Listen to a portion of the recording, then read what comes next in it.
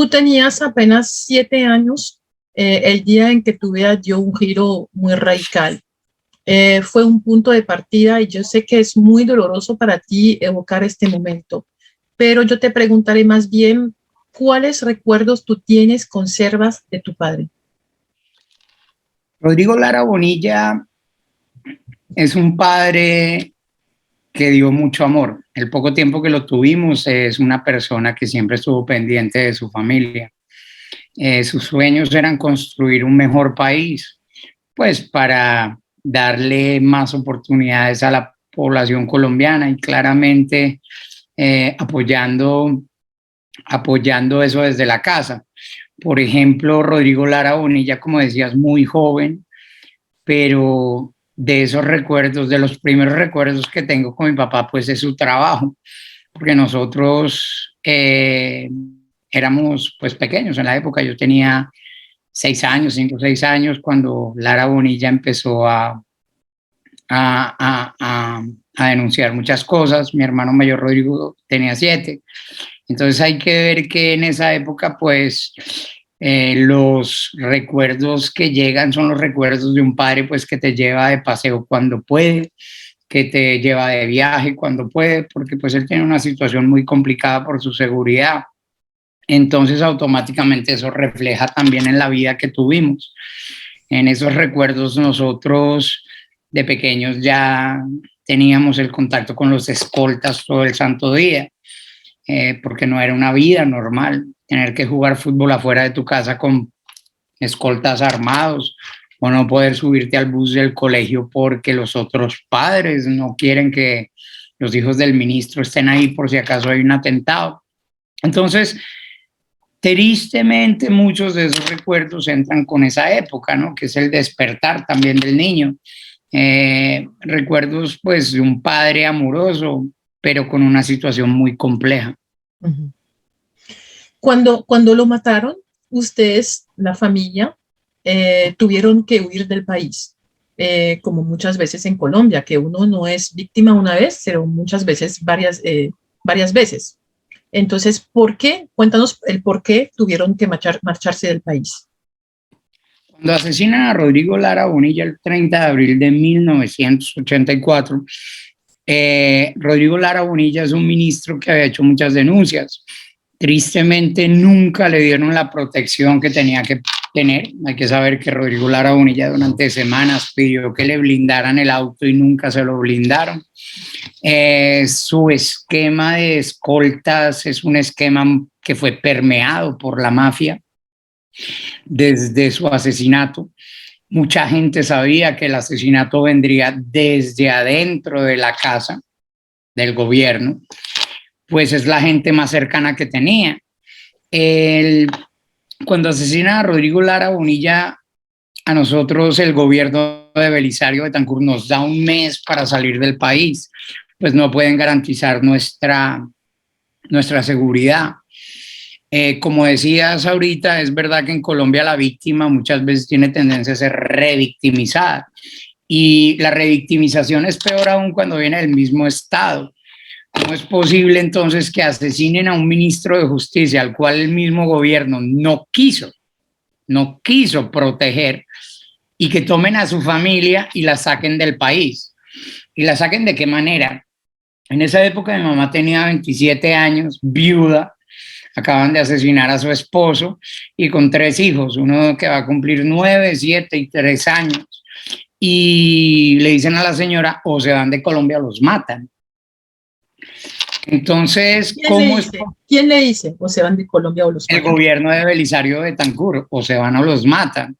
Entonces, es muy extraño que cojan al ministro de Justicia, que está destapando, que destapó la olla, al que asesinaron, y coger a su familia y sacarla del país. Hay que saber que nosotros salimos de Colombia sin ninguna ayuda de nada. Mi mamá nunca había trabajado en la época porque era una peladita, y le tocó empezar todo para sacarnos adelante, como muchas veces le pasa pues a las familias de desplazados en Colombia, donde las madres tienen que tomar esos hogares y sacarlos adelante, donde no donde no hay una garantía de que el Estado está detrás apoyándote. Nosotros, por ejemplo, cuando nos sacan del país, nos dicen claramente, bueno, ustedes se van en exilio, pero esos niños van a ser pupilos del Estado hasta el último día de su vida. Mi papá, a nosotros lo que le interesaba era que fuésemos gente preparada. Él hablaba 4 idiomas perfectamente, especializado en Europa, todo ganado a pulso. Entonces, para él era muy importante que estudiáramos. Salimos de Colombia y a los 4 años nos quitan las famosas becas. Nunca recibimos un apoyo, una indemnización alguna, al contrario. Después de un año de estar en España, no podían garantizar nuestra seguridad y de ahí nos envían a Suiza. En Suiza nos toca quedarnos 6 años, pero hasta allá llegan las amenazas. Allá amenazan a Enrique Loumutra, que era también embajador en la época, que también estaba en exilio, había sido exiliado por las mismas razones y hasta Suiza lo fueron a buscar. Gracias a Dios, pues, bueno, gracias a Dios, Enrique no lo asesinan en Suiza y tristemente vuelve a Colombia y lo asesinan después. Entonces, víctimas, el país entero está cargado de víctimas que son revictimizadas por el mismo Estado. Cuando voy y veo a los diferentes desplazados que tiene el país, que llegan a una zona donde sienten que se van a sentir en seguridad y que llegando a esa zona se dan cuenta que los que controlan son grupos mafiosos también. ¿Qué le estamos dando al pueblo realmente? En cambio, si te pones a investigar un poco, te darás cuenta que muchas veces la UNP, que es la Unidad Nacional de Protección para la gente que está en peligro, si te das cuenta, muchos de esos autos, muchos de esos escoltas, de esa seguridad, le ha sido beneficiada a narcotraficantes, a delincuentes y a gente que no tiene nada que ver con el conflicto nacional, sino que son amigos del gobierno. Entonces, sí, efectivamente, Guilén, en este país tienen tendencia a revictimizar las víctimas y lo peor es que eso viene con la complacencia y bendición del mismo Estado. Tu padre, el asesinato de tu padre fue como una crónica de una muerte anunciada, ¿no? Él pagó con su vida el hecho de haber desafiado el cartel de Medellín, pero no solamente, como tú lo decías, es decir, él buscó más allá. Y poco antes de morir, él había hablado a su hermana, es decir, tu tía, le había contado algo de este helicóptero que había incautado en Tranquilandia, esta zona de grandes laboratorios, en 84. ¿Qué sabes tú de lo que contó a tu tía? ¿Qué sabes de esto? Bueno, Rodrigo Lara Bonilla había entendido claramente que la problemática colombiana del narcotráfico venía escalando. Colombia pasó de ser un país importador y exportador a convertirse en plantador y hoy en día el primer productor mundial con 75% del narcotráfico de la cocaína mundial. Colombia es el primer productor en 75% de la cocaína mundial. Entonces, claramente tú no llegas a ser el número 1 si no tienes el apoyo de cierta gente. Eso es lo que pasaba en Tranquilandia. Tranquilandia es un descaro en el cual tenías más de 6 laboratorios, no sé cuántas pistas de aterrizaje, unas 15 naves, un helicóptero y 13 toneladas métricas. Ya cuando oyes esas cifras te das cuenta que eso es industrial. Y para que eso sea industrial, claramente tiene que haber la corrupción de muchos entes del Estado. Rodrigo Lara Bonilla, cuando se dio cuenta que Colombia estaba ya en el inicio de ese auge del narcotráfico con Pablo Escobar y el cartel de Medellín, lo primero que hizo es empezar a investigar cuáles son los apoyos, cuál es la ayuda que recibe esa gente para poder realizar sus exportaciones. Él entró y se dio cuenta que a nivel que las licencias del aerocivil despegaban en número de cifras, el narcotráfico seguía y las muertes seguían y todo eso seguía, como que la curva seguía con todo eso. Entonces, Lara Bonilla, con sus aliados de la época, Ramírez y los demás, decidieron hacerle un seguimiento a las importaciones de éter. que se hacían a Colombia. El éter en la época era utilizado para todo el procesamiento de la coca para llegar a la cocaína. Entonces, ¿el éter de dónde viene? Un incentivo. Entonces, todos esos insumos que entraban, tocaba pillarlos. Entonces, Tranquilandia fue pillado de la siguiente manera. Se dieron cuenta que estaban entrando toneladas de éter desde Holanda y decidieron interceptar los barcos en mitad de camino para ponerles en la época lo que era un GPS, que era una cosa inmensa. Cuando se dieron cuenta que el GPS ya estaba marcando de que llegaba a la costa colombiana y que empezaba a entrar al territorio y que terminaba ya en la mitad del Yarí, ahí dijeron, ahí hay algo.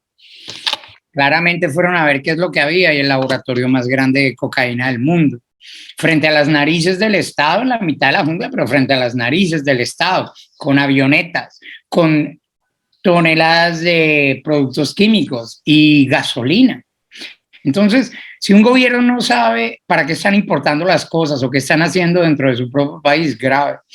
Lara Bonilla llega el momento donde inicia todo el operativo de Tranquilandia. Y la gran sorpresa de mi padre es cuando llegan a Tranquilandia y se dan cuenta pues que la mayor parte de los aviones ya sabían que eran parte pues del cartel de Medellín, de los Ochoa, de Pablo Escobar, Rodríguez Gacha y compañía. Lo que no se esperaban era encontrar el helicóptero de una de las familias que dicen más reputadas de Colombia, pero que es una familia que siempre ha estado vinculada con el narcotráfico, que es la familia de Álvaro Uribe Vélez. Cuando mi padre llega a Tranquilandia y pide los reportes de propiedad de todas las naves, pues claramente se da cuenta que ahí está el cartel de Medellín. Pero lo más grave es que hay familias de la alta sociedad antioqueña que están lucrándose con ese negocio. El helicóptero de la familia de Álvaro Uribe pertenecía a Alberto Uribe Sierra. Alberto Uribe Sierra es el papá de Álvaro Uribe Vélez.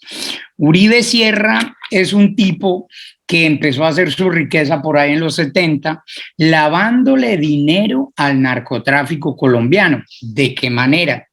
Pues en el momento donde Belisario Betancur se fue a hacer campaña presidencial, se le apareció un santo por ahí que le compraba todas las obras que vendía para financiar esa campaña a unos precios increíbles, unos precios por encima del mercado. Ese era Alberto Uribe. Alberto Uribe estaba lavando el dinero de los Ochoa para sentar como presidente a Belisario Betancur. Cuando Rodrigo Lara Bonilla se da cuenta de toda esa jugada y sabe quién es Alberto Uribe Sierra y termina encontrando el helicóptero de Uribe Sierra en Tranquilandia, Lara Bonilla entiende exactamente en ese momento que Uribe Sierra había sido asesinado 6 meses antes. Entonces, ¿qué hace un helicóptero del padre, de lo que era el padre, ¿no? Del director del Aerocivil, porque Álvaro Uribe Vélez había sido director del Aerocivil y le había dado todas las licencias a la mafia? ¿Cómo es posible que un director del Aerocivil no tenga la decencia, si ese helicóptero fue vendido, como lo dice esa familia, de demostrar los papeles y de demostrar los documentos? Nunca lo han demostrado, ni a la justicia colombiana. ¿Por qué razón? Porque ese helicóptero lo utilizaban los hermanos Uribe, Santiago o Álvaro, uno de los dos. ¿Para qué? Pues quién sabe qué estaban haciendo allá en Tranquilandia con sus amigos los Ochoa.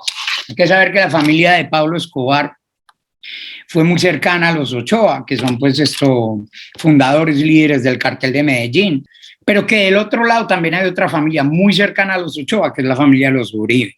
Familia de los Uribe desde que son pequeños, si no me equivoco, son hasta como primos mezclados. Entonces, para arriba y para abajo, estuvieron juntos. Cuando Lara Bonilla se da cuenta de ese helicóptero, él tiene el tiempo de hablar con cierta gente, porque a partir de Tranquilandia todo fue muy rápido. Lara Bonilla tiene el tiempo de hablar con la tía Cecilia, que es su hermana, y le dice claramente: a mí me llega a ocurrir algo el día de mañana y van a ser los dueños de todos esos aviones de Tranquilandia, porque ahí hay familias muy reputadas de Colombia que no deberían estar ahí. Y eso es lo que pasó. Lara Bonilla llega, denuncia lo que encuentra allá adentro, le dice a la gente que lo van a asesinar desde ahí. 2 semanas después, pone un documento en el cual pide que investiguen al señor Uribe y a su helicóptero, y 2 semanas después de esa denuncia, lo asesinan. ¿Qué conclusión tú tienes al respecto? Es decir, ¿Álvaro Uribe tiene una responsabilidad en la muerte de tu padre o más? Claramente, y a mí no me lo quitan de encima, y a muchos no nos los quitan de encima, Álvaro Uribe Vélez tiene mucho que ver con el asesinato de Rodrigo Lara Bonilla, por diferentes razones. La primera, porque Uribe es la corbata de la mafia. Y esa corbata es peor muchas veces que la misma pistola de la mafia. Porque es cuando la ilegalidad se está tapando en legalidad. Es nada más así de simple. Lo que denunciaba Rodrigo Lara Bonilla hace más de 37 años sobre ese señor, miremos cuál ha sido el parcours de ese señor, cuál ha sido su recorrido. Falsos positivos, enriquecimiento ilícito, nexos dudables. ¿Qué puede explicar un hombre que tiene más de 400 investigaciones abiertas y no le pasa nada? La mafia entendió muy bien que sentando a ese santo muchachito tendrían licencias, pero el santo muchachito entendió muy bien que él también tenía que ganarse elecciones para poder sentar la impunidad y cambiar así la historia. Y es lo que ha venido pasando. Entonces, que sea un Álvaro Uribe, que sea un William Vélez, que sea después la Couture d'Angón, que sea un Dávila, que sea un Ali Wackett. Todos esos nombres que te estoy dando son nombres que hoy en día están en lo alto de la corrupción colombiana, pero son nombres que hace 37 años Rodrigo Lara Bonilla ya venía denunciando. Cuando uno ve los apuntes personales de Rodrigo Lara Bonilla, se da cuenta que ya los tenía, pero más que chequeados, los tenía ya más que calificados a cada uno. Unos narcotraficantes, otros lavadores, otros manos de utilización de esa gente, otros políticos de esa gente como Santofimio. Entonces Lara Bonilla sí lo que le dijo a la tía es lo siguiente: a mí me llega a pasar algo el día de mañana y van a ser los dueños de los aviones y toda esa gente que no tiene intereses en lo que estoy destapando. Es decir, más o menos tú dirías que Álvaro Uribe mandó a matar a tu papá y que él lo sabía. Él no lo manda a matar directamente. Ese hombre lo que le interesa es que muera. Uribe es cobarde. Uribe es cobarde y todo el mundo sabe que Uribe es un cobarde. Uribe ahorita acaba de renunciar al Senado porque no quería responderle a la Corte Suprema.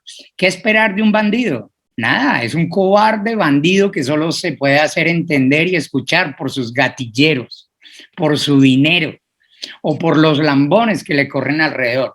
Para mí está claro que no solo a Pablo Escobar le convenía matar a Rodrigo Lara Bonilla, sino al mismo Belisario Betancur. Hay que saber que Belisario Betancur fue el presidente que nombró a mi papá como ministro de Justicia. Lo que Belisario no sabía es que Rodrigo Lara Bonilla le iba a hacer la cacería a todos esos mafiosos y esos políticos que estaban compinchando. Uribe no sabía que Rodrigo Lara Bonilla llegaría tan alto, menos lo sabía Belisario Betancur.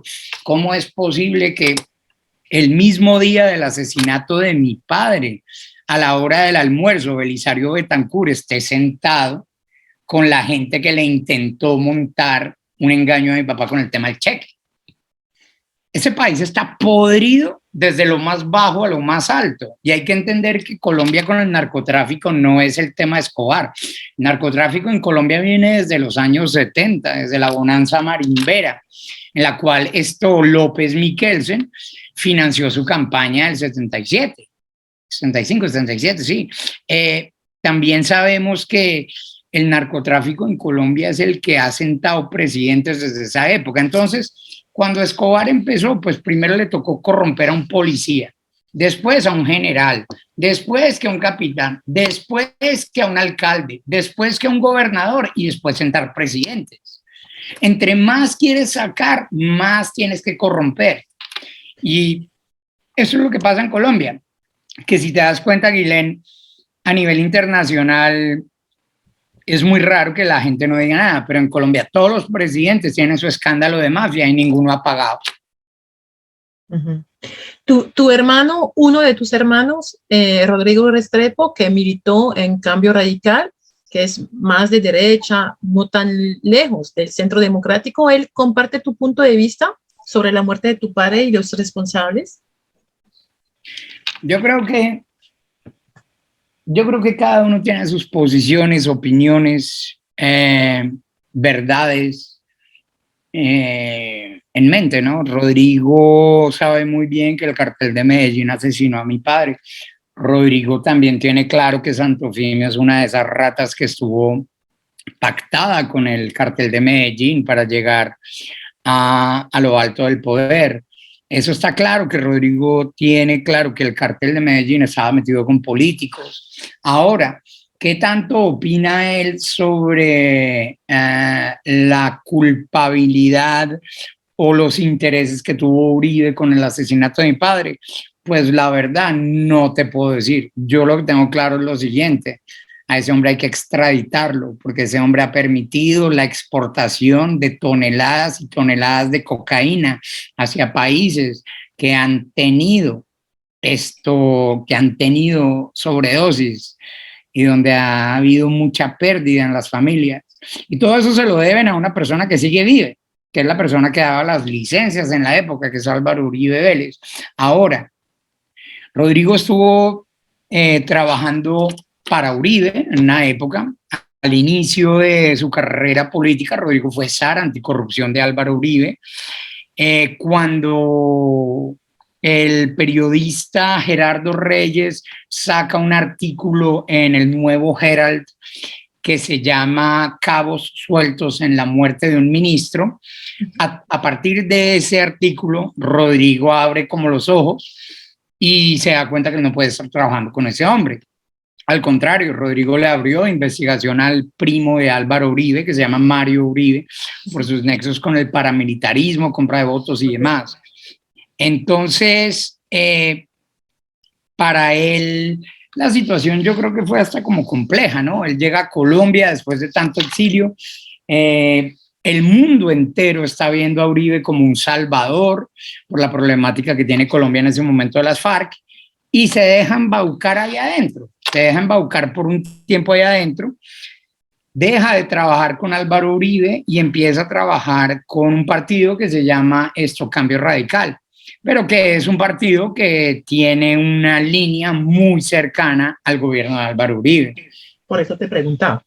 Entonces yo personalmente te digo, ¿qué opiniones tiene? Pues no sé, y como persona pues adulta y responsable se las respeto, pero no, ¿cómo decirte? Pero no estamos de acuerdo en ciertos puntos. Por ejemplo, yo tengo claro que yo no puedo trabajar, colaborar, apoyar partido alguno que apoye el uribismo. Hay que saber que Cambio Radical apoyó la candidatura de Iván Duque en segunda vuelta con Vargas Lleras, pero para mí, como te digo, Vargas Lleras era el jefe de Rodrigo, y a mí Vargas Lleras siempre me hizo pues inaportante.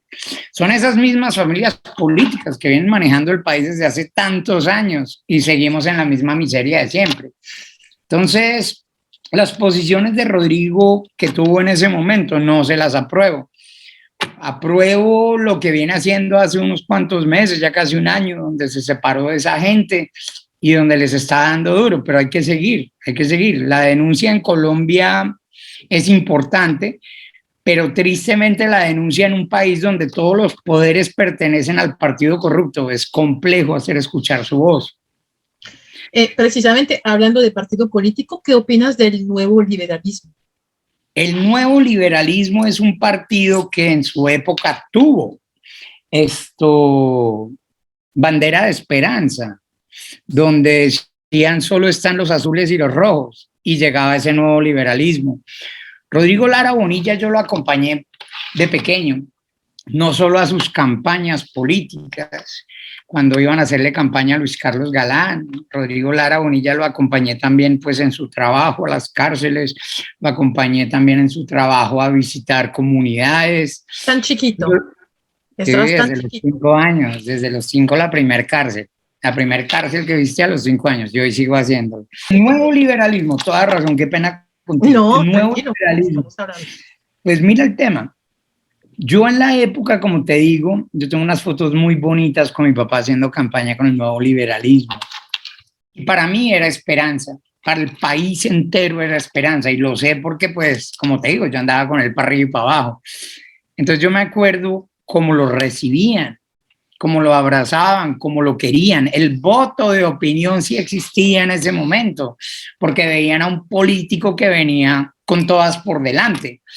Luis Carlos Galán y Rodrigo Lara Bonilla en su época hicieron algo muy bonito con el nuevo liberalismo, hasta el momento en el cual la mafia intentó enlodar a mi padre con un tema de un cheque falso. No pudieron amenazándolo, no pudieron amenazando a su familia, no pudieron comprándolo porque no quería plata, porque no nos interesa el dinero. Entonces, ¿qué hicieron? Lo intentaron enlodar. Y lo intentaron enlodar. Lo bonito que ha hecho la vida es que yo hoy en día me siento con los hijos de los asesinos de mi padre y me dicen claramente a la cara, hombre, su papá era tan admirado, es increíble lo que te digo, tu papá era tan admirado que sabían que no lo podían comprar. Entonces intentaron ensuciarlo. Entonces cuando las familias de los mafiosos saben que eso era un engaño, como toda la gente que la tiene clara, sabemos que eso era como un montaje que le hicieron, los únicos que le vinieron a pedir cuentas fue el mismo partido. Entonces Rodrigo Lara Bonilla claramente queda muy dolido con ese partido, tanto que Rodrigo Lara Bonilla ya se estaba saliendo del nuevo liberalismo para montar su propio partido. Entonces, al igual que Rodrigo Lara Bonilla, para mí se murió el nuevo liberalismo en esa época, porque no es ponerle un nombre a un partido que va a cambiar las cosas. Yo creo que el partido lo hacen los que están dentro. Y si los que están dentro hoy en día no han hecho nada en 20, 30 años, ¿por qué diablos van a cambiar ahorita que le cambiaron el nombre al partido nada más? Me frieguen. Soy una persona que se amarra más en los hechos que en las imágenes.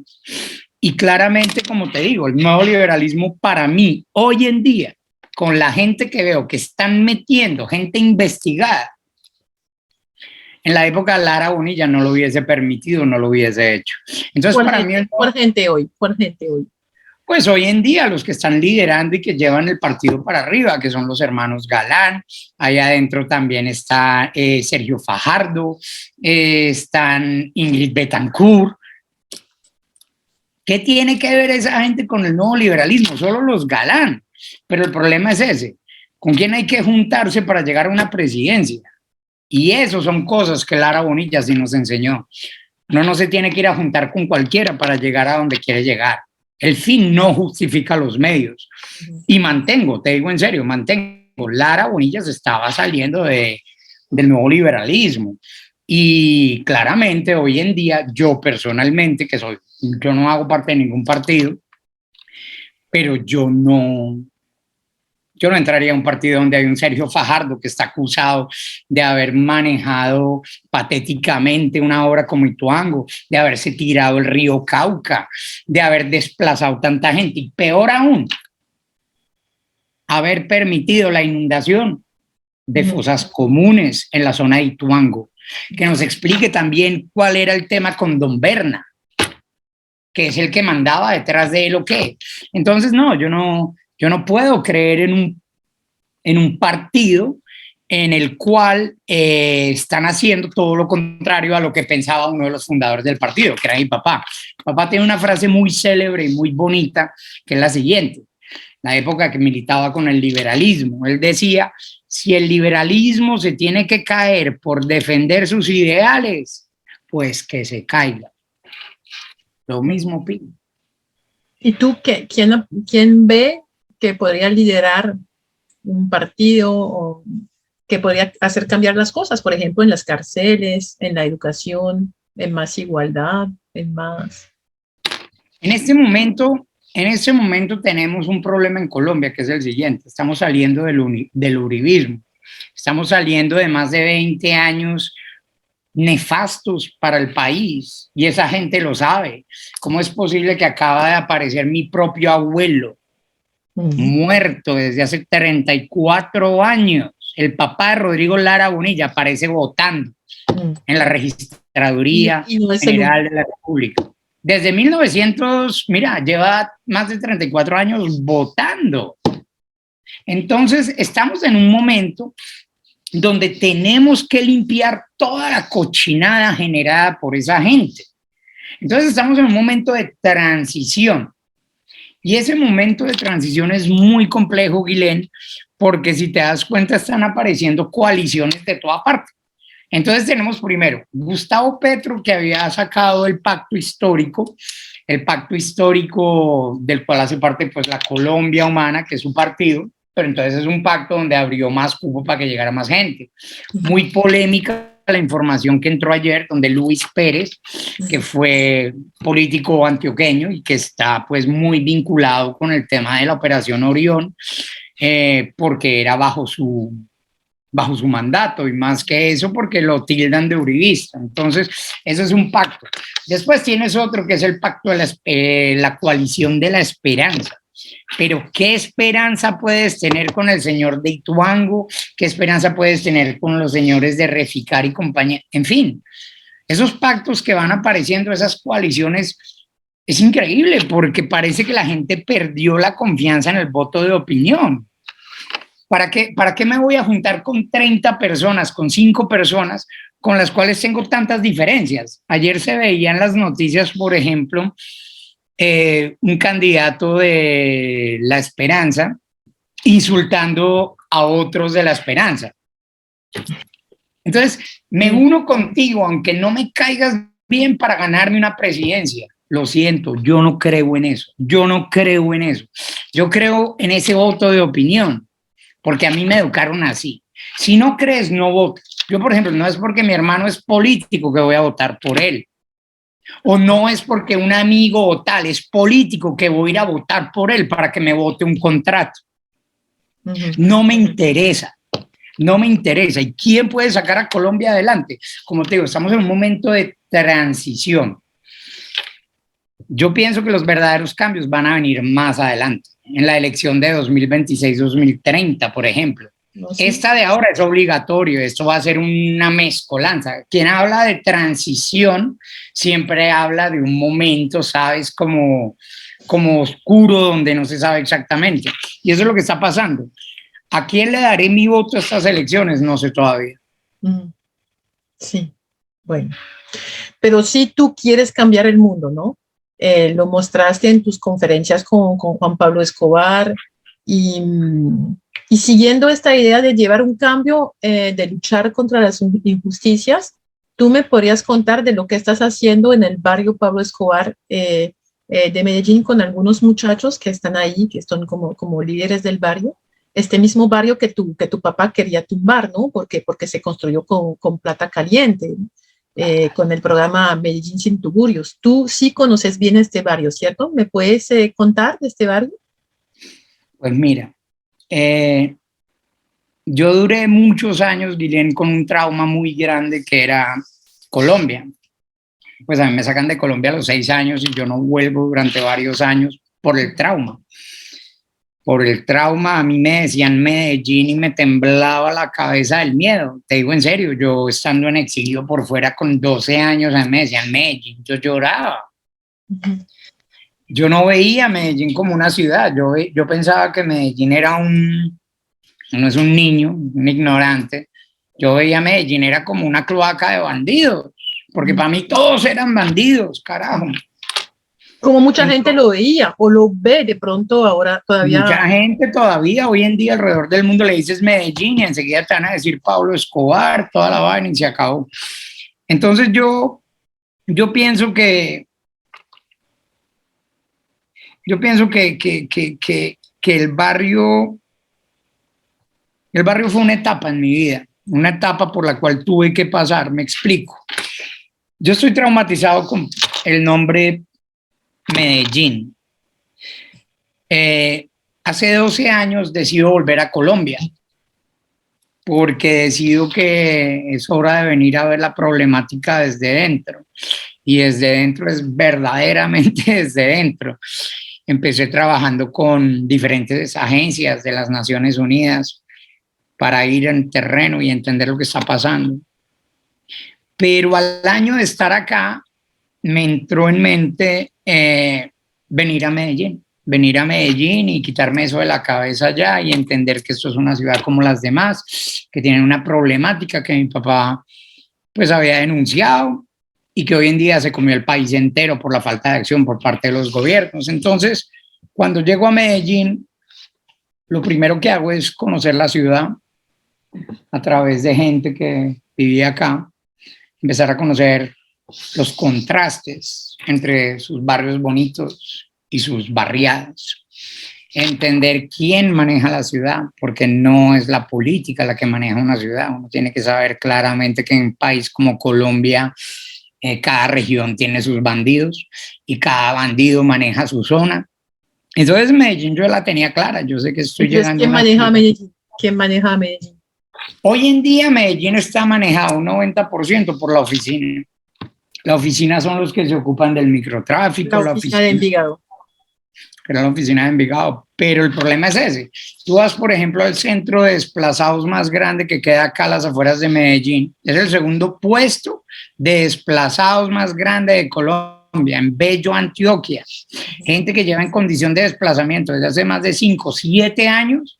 La primera cosa que pasa cuando llegan ahí, aparecen los muchachos. Buenos días, señora, lo sentimos, pero si usted quiere agua o quiere electricidad, nos tiene que pagar a nosotros para que nosotros le demos la conexión. El cartel de agua en el sur de Medellín.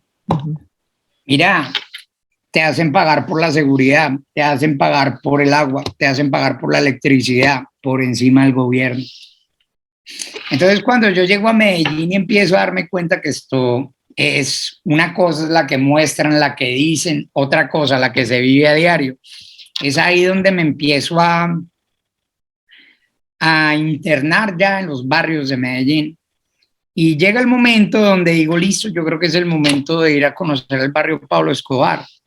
Hay que entender una cosa, Medellín es la cuna del cartel de Medellín, cierto, pero 3/4 de la gente de Medellín odia ese recuerdo porque fue una época muy fuerte.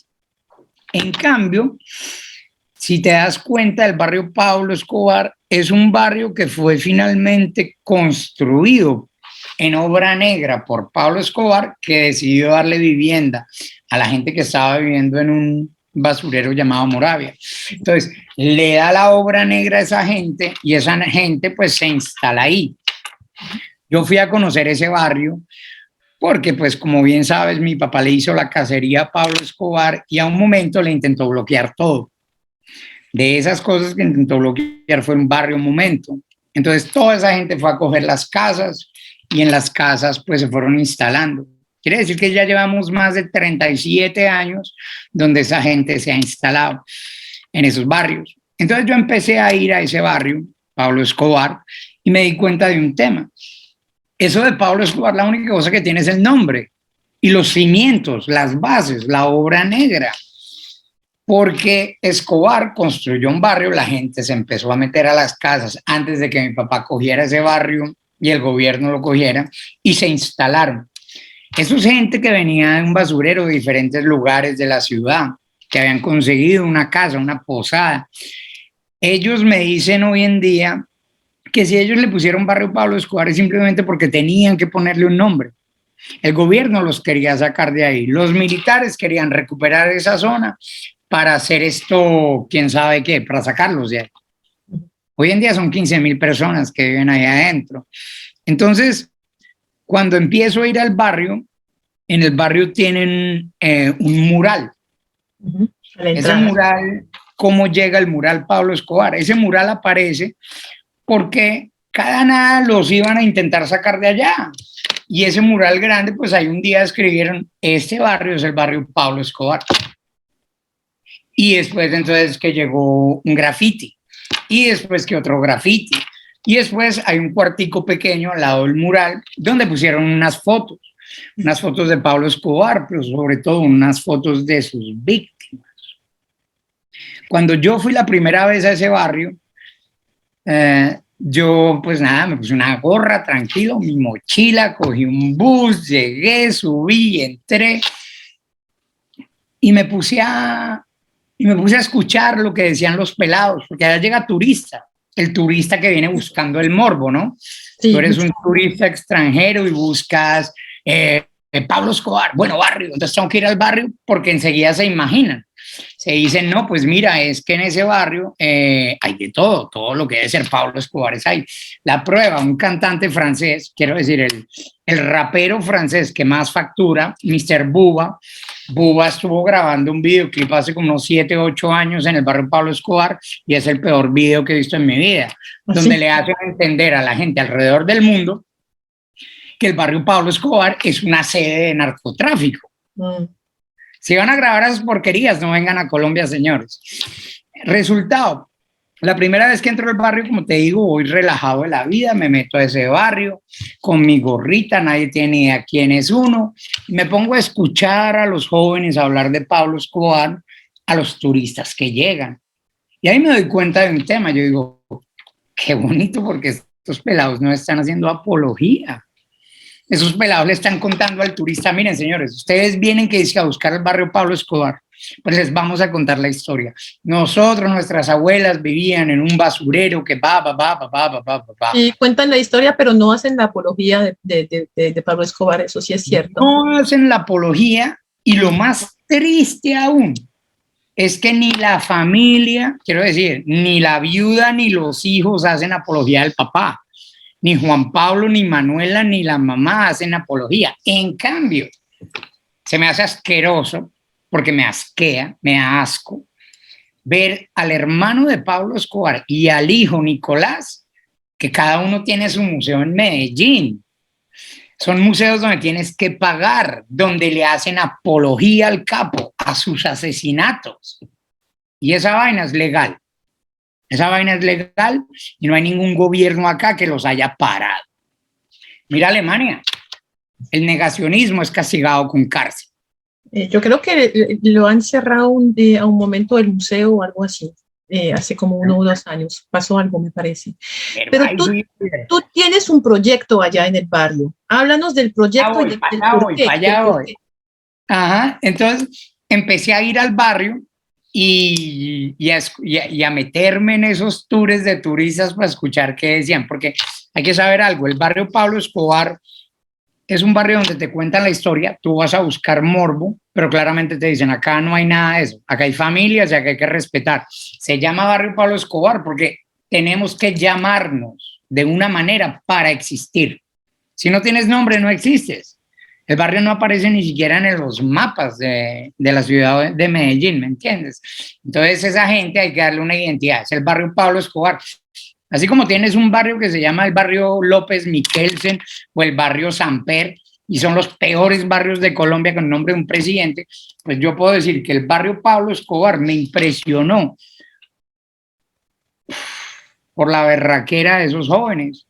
Mira, después de haber pasado tanto tiempo allá sin que supieran quién es uno, finalmente un día llegué al barrio con un equipo de grabación y me fui a presentar ya de una manera formal, donde le dije a los pelados, bueno, miren, yo me llamo Jorge Lara, sí, a usted lo hemos visto varias veces acá, pero usted qué hace, quién es.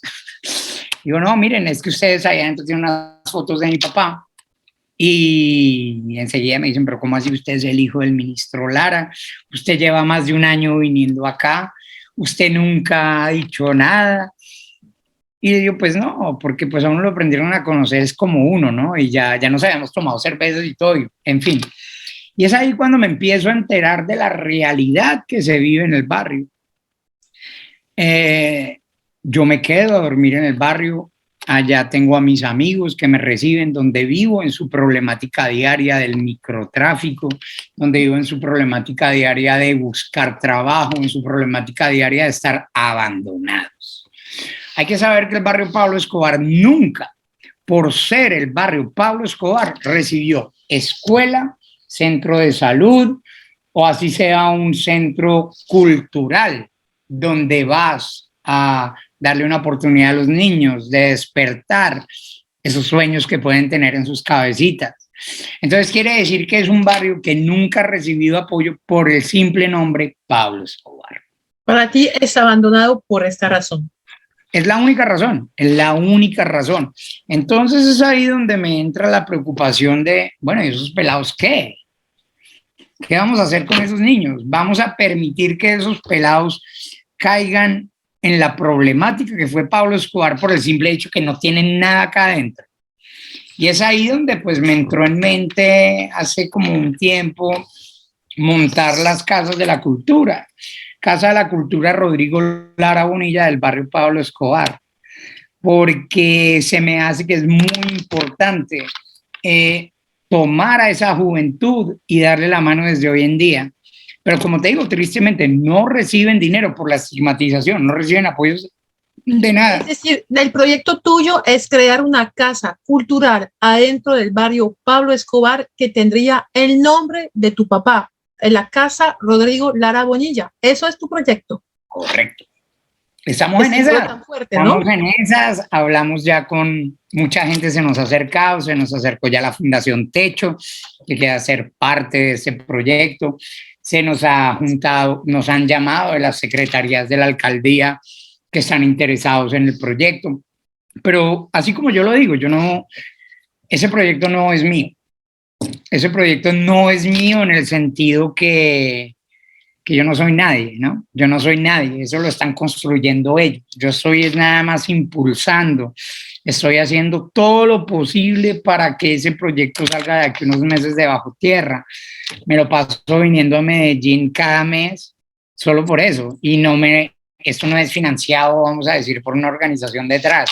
No, yo vengo acá, me vengo en mis tiquetes de avión más baratos, duermo en hostal de habitación compartida cuando se debe, si no estoy en el barrio con los pelados viendo qué es lo que pasa.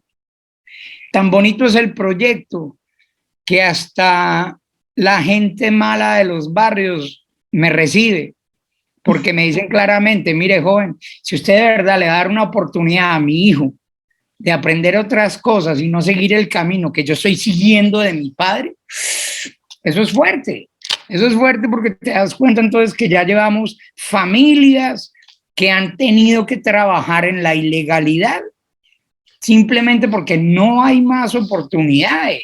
Claro. ¿Tú qué pondrías en esta casa cultural? ¿Cómo la ves? La idea, el primer punto de la casa es un punto de encuentro, porque ese punto de encuentro es donde todo pueden hacer. Yo les quiero poner en este momento cuando voy al barrio y los veo, por ejemplo, dando clases de música en la calle, porque no tienen espacio. Entonces quiere decir, el profesor intentando darte todas las claves del solfège y tú intentando cantar o afinar una guitarra con un bus al lado parqueado. Y un bus colombiano, que no es cualquier bus. Entonces imagínate, para mí lo más importante es un punto de encuentro. Un punto de encuentro para que esos niños no tengan que jugar en las escaleras de los barrios todo el santo día. Hay que saber que ese barrio, la única cancha de fútbol que tiene es una cancha que alcanzó a hacer esto el mismo barrio, sus habitantes, sobre un basurero. Entonces, a medida que van jugando fútbol, se va destapando el basurero. ¿Cuánto tiempo tenemos allá que arriba? esperar? Es arriba, ¿cierto? Del barrio. Ajá, entonces, imagínate cuánto tiempo hay que esperar para que un niño siga pisando ese basurero y salga a un costal ya con un vidrio y le rompa los tendones de la pierna. Entonces, el primer punto es hacer un punto donde vamos a hacer diferentes actividades, donde vamos a montar una biblioteca y donde creemos que la música es una partida. Sí, es más que una partida, es como un punto de salida para la ilegalidad. El arte, yo he visto y es lo que he aprendido alrededor del mundo, es que el arte te puede abrir muchas puertas y el deporte. Entonces, la idea en esa casa, como te digo, iniciar con un punto de encuentro para actividades culturales. Estuve visitando con la Fundación Techo los puntos de salud que ellos han hecho acá y me encantaría tener un primer punto de salud. Un punto de salud donde puedan recibirlos para las primeras cositas que les pasen, ¿sabes? Para un vendaje, para una caída, para una pierna rota, alguna cosa así, pero... También para las mujeres, para la prevención de pronto de los embarazos. Los embarazos en Colombia en menores de edad no para de crecer. Estamos en un momento realmente, Guilén, donde donde ese proyecto puede convertir al barrio, porque yo no, te digo, yo no cambio nada, inexistente, mejor dicho, pero lo que han llegado a hacer esos pelados a mí sí me impresiona. Es un barrio donde nunca han recibido ayudas, apoyos ni nada, pero es un barrio que se ha convertido en un símbolo de paz. Y personalmente, ahí sí quiero intervenir, quiero convertir al barrio Pablo Escobar en referente de paz para las favelas de América Latina. Hace poco me llamaron del Ecuador, de Guayaquil exactamente, donde me piden replicar lo que estamos haciendo con las comunas de acá. Entonces tú vas a las favelas en Brasil, por ejemplo, y ves lo que está pasando, pues la mejor manera de arreglar la situación de las favelas en Brasil es llevar a los pelados de las comunas colombianas que se han salido adelante para mostrar el ejemplo por allá y explicar. Pero todo eso va de la mano con la problemática después del narcotráfico.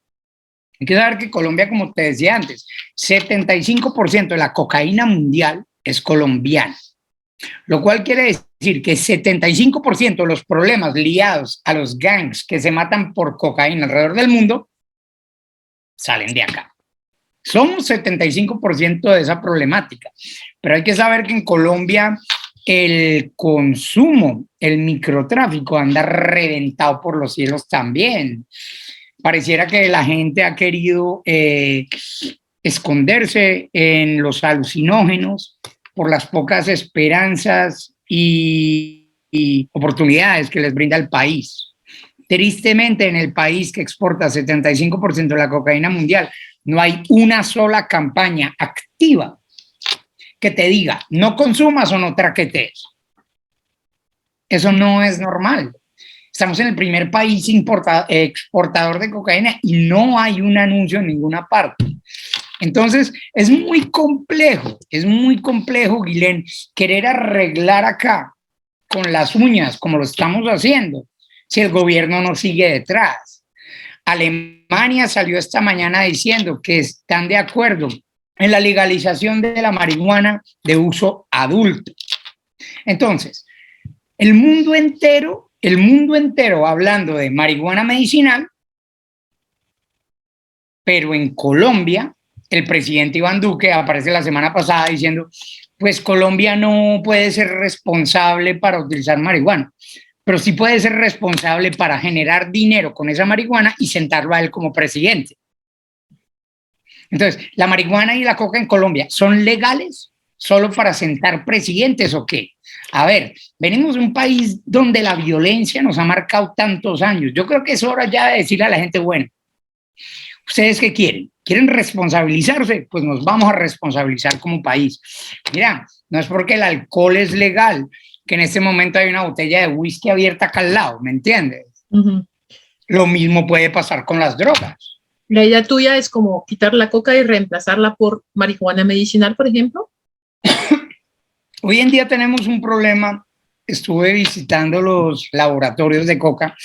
Me fui a vivir a un laboratorio infiltrado como trabajador y tuve la oportunidad de pasar una semana y pico allá adentro con esta gente. Gente muy simpática que vive hoy en día en una esclavitud moderna, donde claro, los niños no son los que ganan. Oye, esa gente no gana nada, esa gente solo sobrevive a punta de papa y yuca. Acá los que se están forrando, los que se están enriqueciendo son ¿quién? Los que están manejando el derecho de salida del producto. Entonces, pasando una semana ya adentro, yo le pregunto a los que tienen las fincas, que son pequeños cultivos de 3, 4, 5 hectáreas, y la gente diría, uy, 5 hectáreas, ese hombre es millonario. ¿Qué va? Millonarios los que la sacan, millonarios los que se financian con ellas, millonarios los que explotan a esa pobre gente. Y lo que te puedo decir, Guilén, es que estando con esa gente allá metido en el monte, todos me dicen claramente, nosotros acá no nos enriquecemos, acá nosotros nos atropellan, abusan de nosotros, de vez en cuando viene la policía, nos quema todo, se toma 3 fotos y se vuelven a ir. Pero en cambio, en medio de la guerra, además, ¿no? En cambio, el laboratorio de al lado, que puede tener 50 hectáreas, que puede tener más de 100 hombres armados, que puede producir más de 20 kilos mensuales, a eso no los tocan. ¿Y por qué a esos no los tocan? Ah, porque les tienen miedo. Les tienen miedo. Entonces, seamos realistas.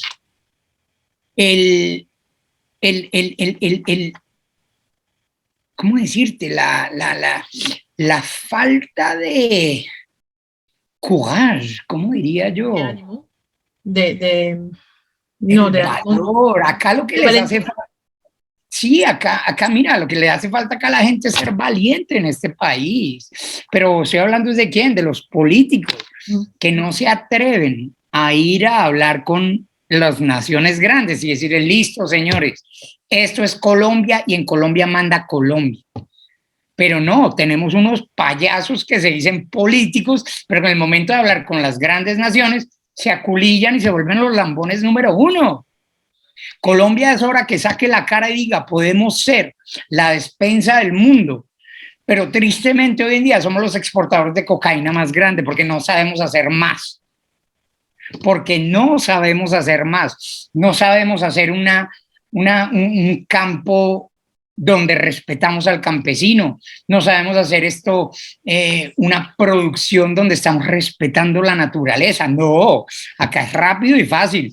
Metámosle fracking, metámosle glifosato, quememos todo, volvámonos ricos y el problema será de otros. Entonces, hoy en día, para poder salir de la problemática de la cocaína, yo no estoy inventando nada. Esto viene desde hace 37 años. Lara Bonilla decía claramente, si tú quieres luchar contra el narcotráfico, no tienes que ir a arrestar solo al que está vendiendo. Menos aún tienes que ir a meter a la cárcel al que está consumiendo. No. Colombia tiene que tener claro que el narcotráfico se lucha de qué manera.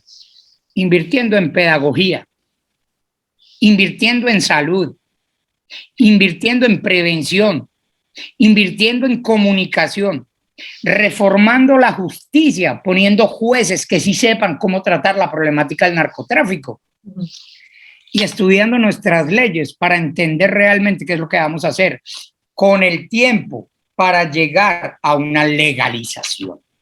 Como te digo, si llegamos al punto donde hoy en día toda la zona de Nariño está como el Cauca, están pero inundadas de cultivos, pues lo que yo le he podido proponer a los dueños de esos pequeños laboratorios es lo siguiente, es decir, bueno, a ver, X, si el día de mañana tú pudieras tener un cultivo de marihuana medicinal, pero con salarios adecuados, con una situación donde no estás exponiendo a tu familia a químicos todo el día, donde sabes que no van a venir a quitarte eso porque es legal, donde vas a pagar tus prestaciones, donde vas a tener salud, ¿lo harías? Dios, te miran con una sonrisa de oreja a oreja y te dicen, pero esto es Suecia, esto es Finlandia, que sería genial. Pero ¿qué es lo que pasa? Si llegamos a regularizar, si regulamos la temática del narcotráfico, partidos como el Centro Democrático no te sientan ni un alcalde de pueblo, porque es a través de la mafia que se han venido sentando. Por eso, si te das cuenta, Iván Duque la semana pasada salió diciendo que en Colombia no se podía hablar de marihuana de uso recreacional. A ver, no se puede utilizar marihuana de uso recreacional, pero sí un embajador de él puede tener laboratorios de cocaína. O sí puede utilizar guaymaral para sacar cocaína. O también puede llegar y tener en todo su equipo gente que ha sido vinculada al narcotráfico. Pero Dios santo, mira, a mí lo que más me duele en este momento es la ineptitud de los embajadores de la comunidad internacional que están en Colombia, pavaneándose sin hacer nada, sin hacer nada. La única cosa que hacen es llegar a decir qué bonito lo que está haciendo Iván Duque, pero qué bonito qué. Eso es llegar a ser un colabó de la época de la Segunda Guerra Mundial. Los colabó que... Sí, tú estás hablando de los gobiernos extranjeros, sí, de los embajadores. De todos los embajadores, embajador de Alemania, embajador de Francia, embajador de España, embajador de Estados Unidos, embajador de Italia. Señores, saben muy bien lo que está pasando. Sí, tuviste también como los presidentes recibieron a Iván Duque en Europa y los discursos y todo. Ah, bueno, entonces te iba a preguntar también en este tema, ¿cómo explicas tú el silencio ensordecedor de la comunidad internacional frente al genocidio que está pasando en Colombia con los líderes sociales, ambientales, de derechos, defensores de derechos humanos, etcétera. Es un poquito el mismo tema, como tú lo explicas, este silencio, es que acá no hablamos de esto. Cuando llegó acá, a mí, te digo la verdad, me saca la piedra. Me saca la piedra, expresión muy colombiana, diciendo me emberraca, más colombiana aún. ¿A qué voy con el tema? Yo duré muchos años viviendo por fuera, muchos años, por el exilio. Me tocó la vida de embajada también, sí, también, de cónsul, ¿no? Porque mamá estuvo allá de cónsul durante un tiempo. Entonces tuve la oportunidad de conocer el mundo diplomático como tal. Nosotros teníamos obligaciones en Europa y nos portábamos muy bien, porque nos tocaba portarnos muy bien. Mi mamá tenía obligaciones como diplomática y las cumplía. Entonces, ¿cuál es la función de un diplomático hoy en día acá en Colombia? ¿Qué viene a hacer un diplomático aquí a Colombia? Firmar negocios, buscar acuerdos de colaboración para más adelante, botarle 100 pesos a Colombia para que se los gaste el gobierno de turno. Pero realmente, ¿qué está haciendo la comunidad internacional? ¿Qué embajador se ha parado hoy en día y ha dicho: el presidente Duque fue sentado por la ñeñe política, la vicepresidenta tiene un hermano que fue mafioso, el esposo de ella estuvo metida con Memo Fantasma, investigada, la presidenta de la Cámara de Colombia, hija de mafioso, hermana de mafioso, y vienen los embajadores de otros países a firmarle las credenciales a esa gente? A mí, Guilén, te voy a decir, de las cosas que me duele, pagar impuestos en un país donde mantengo mafiosos al poder. Y no estoy hablando solo por mí, estoy hablando por gran parte de este país que está mamado de tener gente así de vulgar ya encima en el poder. ¿Vulgar en qué sentido? Que están manchando, ensuciando nuestra bandera. Entonces, ¿qué es lo que a mí me duele? Ver inútiles con pasaporte diplomático en mi país que no saben hacer su trabajo. Porque cuando tú eres diplomático, lo mínimo es reportarle a tu Cancillería. Y si tu Cancillería no hace nada sobre lo que está viendo tu embajador en Colombia, pues pucha, ¿qué? ¿Qué es lo que quieren? Plata. Pero tú lo que dices es que ellos saben, pero no hablamos de esto por intereses económicos. Obvio, son intereses económicos, Guilén, no les importa, no quieren perder negocios. ¿Cuánto lobby va a hacer acá un embajador para que firmen con Alstom en vez de firmar con Schneider? ¿De dónde voy? Entonces no te quieres rayar. ¿Cómo es posible que Emmanuel Macron, el gobierno de Emmanuel Macron en Francia, esté recibiendo a la mafiosa Marta Lucía Ramírez? Y recibió después. ¿Cómo es posible que los embajadores que están acá se alegren con que en Europa juzgaron a una persona que dejó morir a una niña, cuando aquí en Colombia bombardean a los niños y no dicen nada? Lo siento, empaquen a esos embajadores y devuélvanlos. Necesitamos gente de verdad que apoya al país, porque acá la única cosa que están haciendo es legitimizar el narcogobierno que tenemos ahí arriba.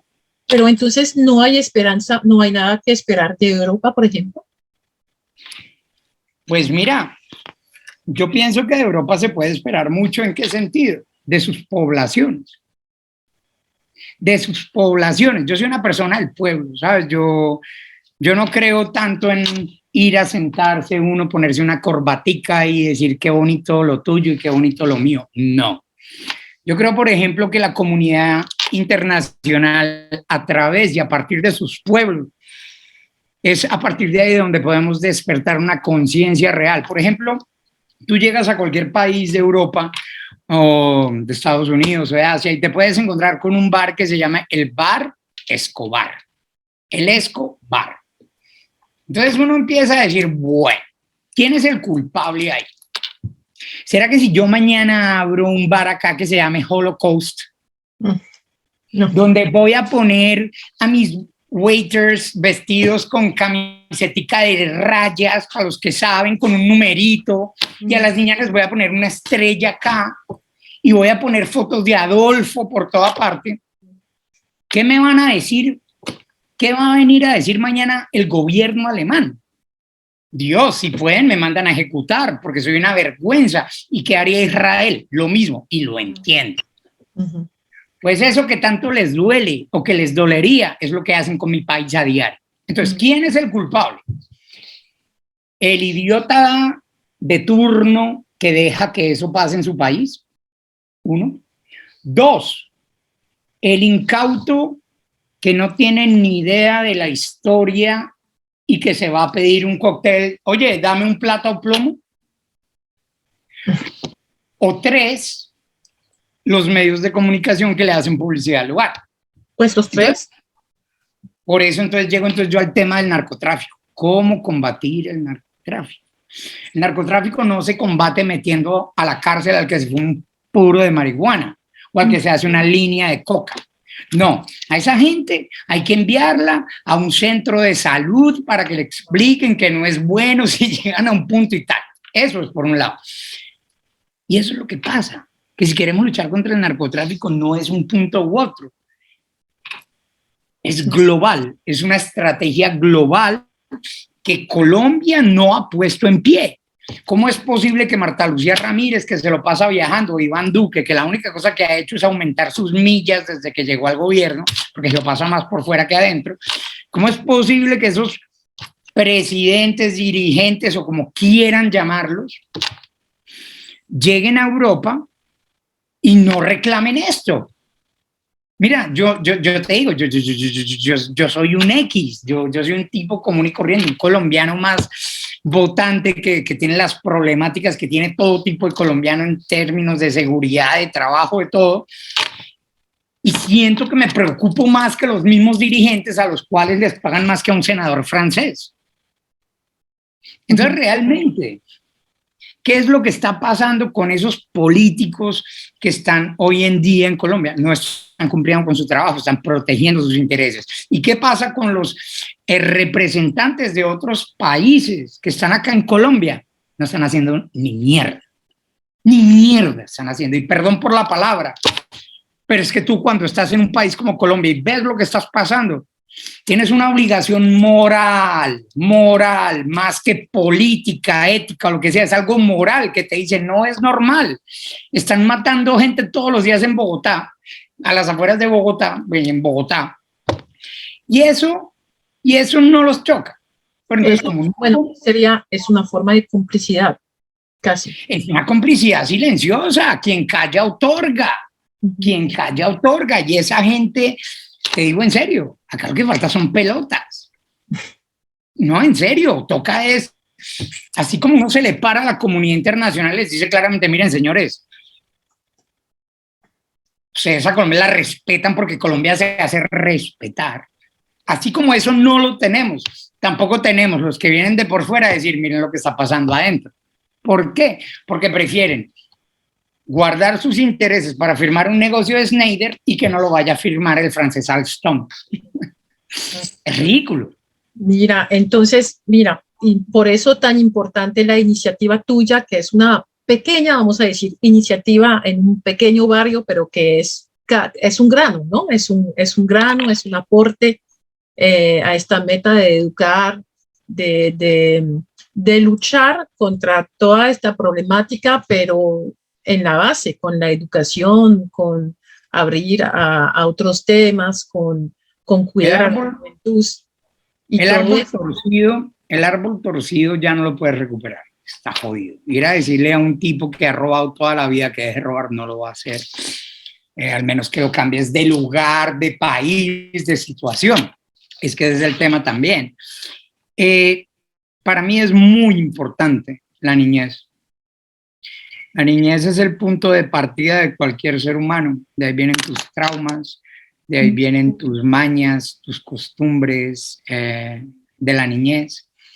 A mí me ha tocado ver tanta miseria en la niñez en este país, pero tanta miseria que no, que hay que hacer algo para cambiar. Mira, yo tuve en todo lo negativo pues tuve que en un momento sacar algo positivo, ¿no? Y de lo positivo que rescato de todo este exilio, de ese cambio de países, de las amenazas de correr de lado a lado, rescato que tuve la oportunidad de criarme, bueno, de tener como esa primera infancia del exilio en un país que me permitió ser niño a un momento de mi vida. En Suiza, mis 9, 10 años, yo iba en bus solo al colegio. 9, 10 años solo al colegio en bus. Eso en Colombia es imposible. Yo los fines de semana, ¿qué fines de semana? Todo el santo día. Vivíamos a las afueras de Berna y me lo pasaba en bicicleta en la mitad de un bosque con los amiguitos. Hijos de embajador, hijos de no sé qué, lo que fuera, hijo del conserje, de la coiffeuse, del restaurante.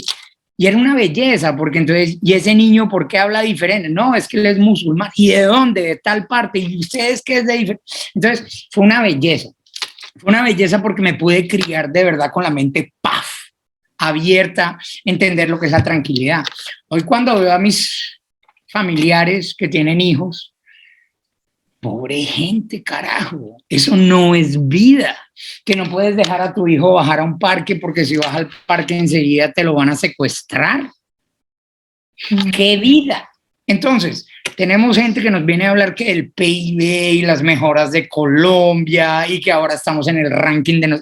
Eso es una porquería. Tenemos el país más lindo del mundo, más rico del mundo, pero con los bandidos más grandes del mundo. Es muy simple. Si tú tienes el dinero para sacar a tu familia de Colombia, eso es lo que hacen. Sí. Mira a ver cuántos políticos colombianos no tienen a los hijos por fuera, pero siguen votando por el uribismo. O cómo es posible que la exministra de Iván Duque, Karen Abudinen, nos robe el internet de los niños y que hoy en día esté con un pie entre Estados Unidos y Colombia, porque se fue a pedir asilo político a Estados Unidos. Entonces, es tu gobierno, robas en tu gobierno, pero te vas a otro país a pedir asilo político. ¿Por qué?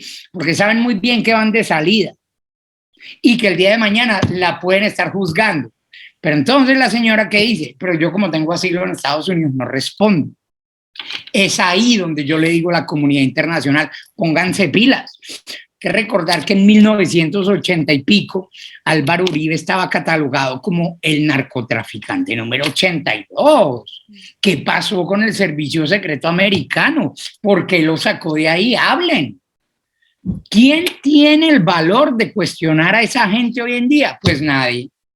Y el gobierno colombiano claramente le regala el país a los gringos o a las demás naciones con el simple hecho de que les den una gotica de impunidad.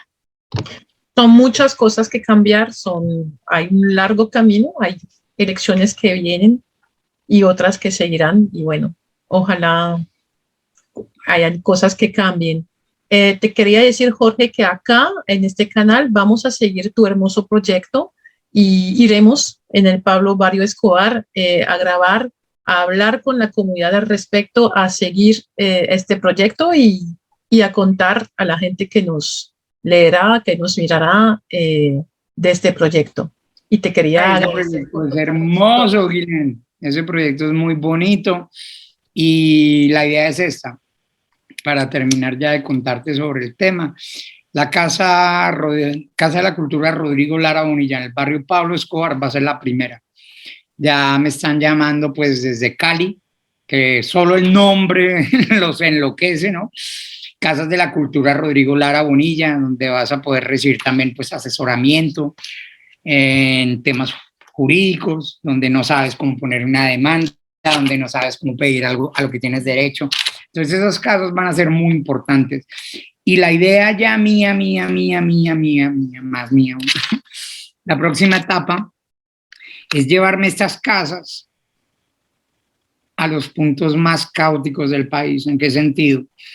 Yo estuve, pues, le he dado la vuelta al país ya varias veces, conozco, pues, su problemática, y la idea es ahora implantar estas casas en diferentes barrios, pero después llevarme estas casas a unos puntos que son muy complejos, que son los puntos de cultivo de coca, Y más que eso, también me quiero llevar las causas de la cultura a los puntos de migración en Colombia. Hay que saber que Colombia es un corredor humanitario donde todo el mundo le gana plata al pobre migrante que pasa por acá, empezando por la policía, que son los primeros que le van a pedir dinero a los migrantes.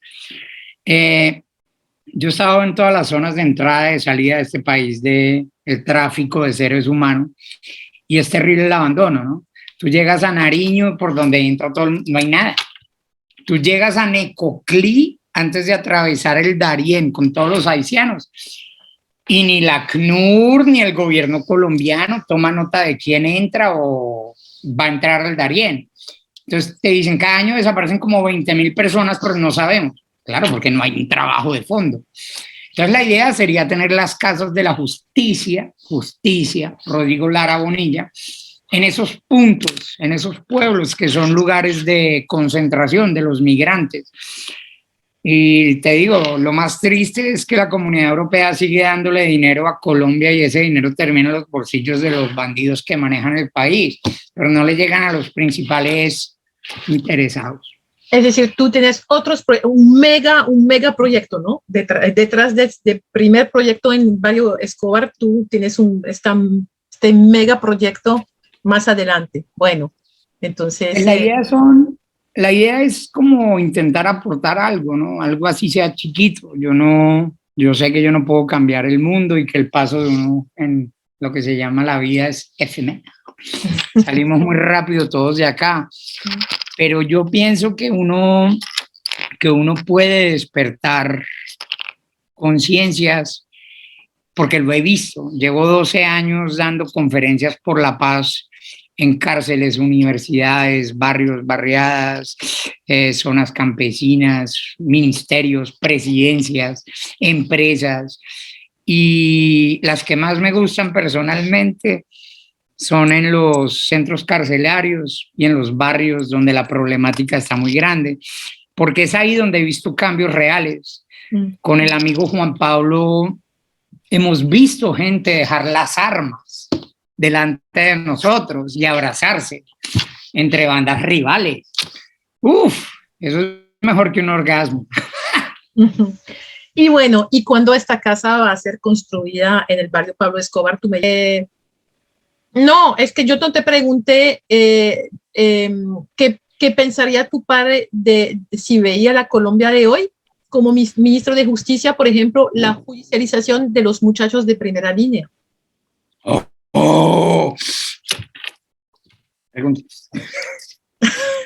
¿Qué opinaría tu papá hoy de Colombia? Bueno, Guilén, mi papá en este momento, ¿qué opinaría de Colombia? Pues mira, mucha gente comete el error de decir exministro. Él es ministro, porque él lo asesina siendo justamente ministro. Entonces, ¿qué diría el ministro Rodrigo Lara Bonilla hoy en día de lo que está pasando en Colombia? Pues simplemente que Colombia se convirtió en un país de dos justicias, la justicia de los bandidos y la justicia del de Ruana. Mi papá estaría muy decepcionado por ver la gente que maneja el país. Mi papá no se lo creería, ver a un Uribe todavía y sin haber pagado un día de cárcel. Mi papá entendería que la reforma a la justicia que necesita este país es para poder encarcelar a sus bandidos. Cuando mi papá quería extraditar a esta gente es porque sabía que Colombia no tenía un sistema fuerte y que era permeable por la corrupción. Hoy en día no es permeable, hoy en día es una vulgaridad. Mi papá estaría muy decepcionado y más decepcionado aún estaría de ver a la gente con la que trabajó votando por esas ratas del Centro Democrático. Que recordar un tema, todos los casos que hemos descubierto del partido de Uribe con mafia, eso no hubiese pasado hace muchos años. El problema es que acostumbraron a Colombia a ser permisivo por no tener justicia. País a doble velocidad. Mi papá estaría muy decepcionado y si estuviese vivo, ya hubiese extraditado a la mitad del gobierno. Me imagino. Bueno, te agradezco mucho, Jorge, por esta entrevista y como te decía, seguiremos tus pasos en este proyecto que tienes y volveremos a hablar de esto y Vándalo va a ir a grabar en el barrio Pablo Escobar para seguir este proyecto. Te agradecemos mucho. Bienvenidos. Muchas gracias, Guilén. Gracias a todos los amigos de Vándalos. Y nada, si Dios quiere, estamos hablando. Bueno, te agradezco.